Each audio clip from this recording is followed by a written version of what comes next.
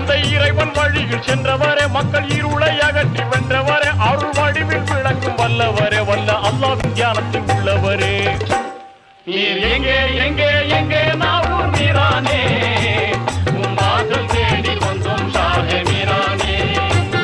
உன் வாசல் தேடி வந்தோம் ஷாஹே மீரானே